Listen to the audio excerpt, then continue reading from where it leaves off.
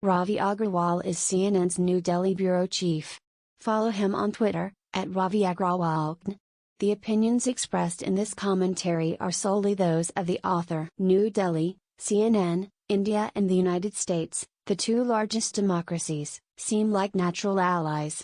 The kinship between their leaders, however, has been a bit of a surprise.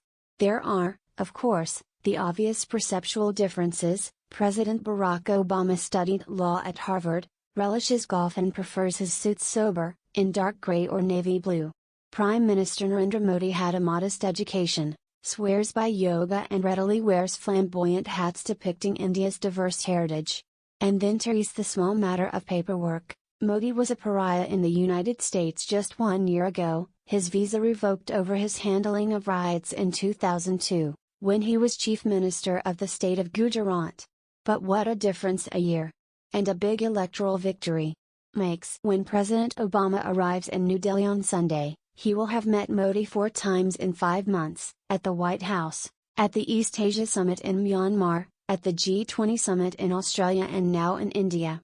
The latest visit is the most significant. Obama will become the first U.S. president to visit India twice, and the first American chief guest at India's Republic Day parade. It's an open declaration of friendship. What explains this unlikely rapport? Aides on both sides have pointed out that when the two leaders met in Washington in September, there was a palpable chemistry. They shared a sense of priorities, of where they wanted the alliance to head. On his previous visit to India, in 2009, Obama spoke of the two democracies forming one of the defining partnerships of the 21st century. But in those initial years, the partnership became strained. First came a stalled nuclear deal. Later, a needless spat over an Indian diplomat in New York. India's disappointing growth, meanwhile, seemed to lead to declining interest. Modi has now successfully hit the reset button. By not bearing a grudge against Washington for blacklisting him, and by wooing American business with gusto, he has revived a flagging partnership.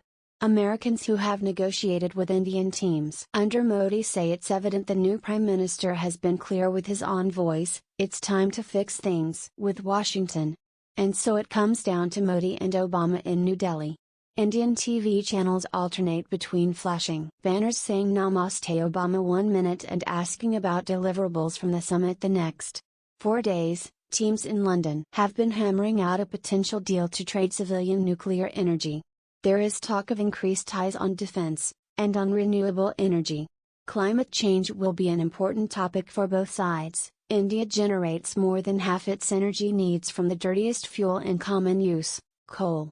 And there will be much more soaring rhetoric.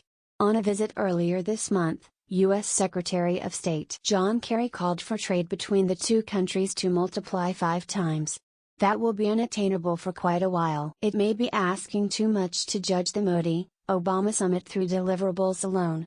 After all, the invitation came just a couple of months ago when the two met in Myanmar. Symbolism has inherent value. By visiting India for a second time, Obama is putting New Delhi on the map in Washington. In India, he will be seen by a generation of young Indians on TV. They will glow with pride that the world's most powerful man has come to town once again. The real work between the two countries will continue at a smaller, ongoing level, with increased people contact, with more trade, with more tourism, with an energized Indian diaspora in the United States, and with many, many more days of talks between the two countries' envoys. In many ways, the people on both sides are ahead of policy. According to a Pew Research Center survey last year, 58% of Indians view Americans favorably, with only 18% holding an unfavorable view. It's time for government to catch up. With both India and the United States benefiting from lower crude prices and a growth upswing, this is as good a time as any. Read KNOPinion's new Flipboard magazine. Follow @KNOPinion on Twitter. Join us on Facebook /KNOPinion.